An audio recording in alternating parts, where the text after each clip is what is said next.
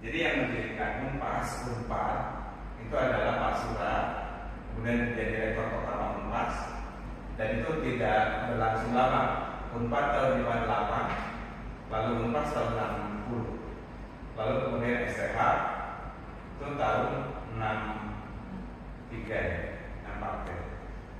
Nah, kurang lebih seperti itu karena zamannya masih Pak Sura Delia. Nah, ini kurang lebih tentang ini.